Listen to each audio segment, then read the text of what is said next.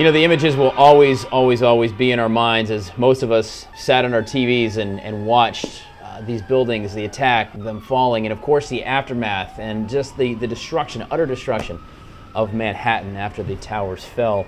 And some of the folks actually went back in and they were there, and their job was to secure what was actually chaos and begin to start piecing together what had happened in these attacks. Captain Anthony Soika, then a sergeant with the New York National Guard, was there. And you actually, amidst all of this destruction and sorrow, you actually made a kind of an interesting connection with somebody.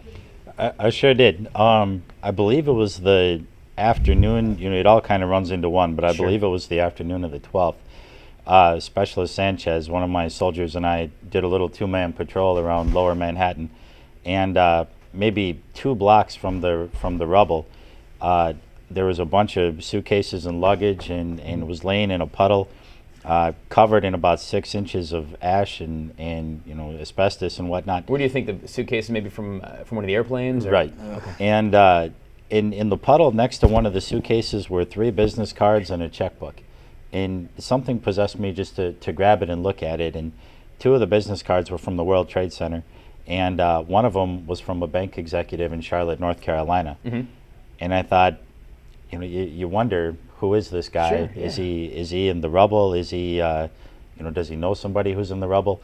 I held on to that business card, and when I eventually got released from the National Guard activation and I got back to my office, I called the number up and I got his voicemail, and I thought, man, I hope he's okay.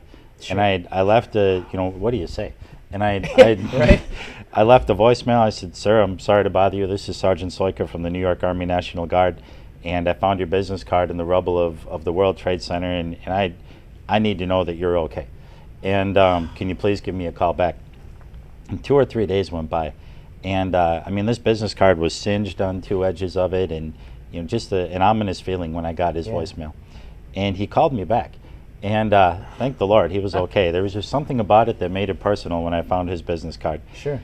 He had no idea who would have had his business card or why, and if you read between the lines, he now knew that he knew somebody died in the 9/11 wreckage, but he didn't know who. And the rest of his life, he's going to wonder, who do I know that died in the 9/11? Who have I crossed paths with along the way? Roger. And but it was something for me. The fact that I knew that he was okay made it all a valuable experience. And you know, the strange footnote to that, 10 years later, I had forgotten all about that. And the guy tracked me down on Facebook on 9/11/2011, on the 10th anniversary. Right. I got a Facebook from Greg Norman of Charlotte, North Carolina, saying, I don't know if you remember me, but after all these years, I've got he asked me to mail him the business card, and I wrote him a letter shortly after it happened, and he said, I have your letter and that business card in a frame on the mantle above my fireplace for the last 10 years. And, you know, I'm sorry. But that's what we do. And that, the long hours and the hard training and so forth, that makes it real, and it makes it worth doing, and just a neat feeling, and he and I will be connected forever. That's amazing. I don't even I'm not sure how to follow that up. Captain, listen, I appreciate your service now and then. Good God.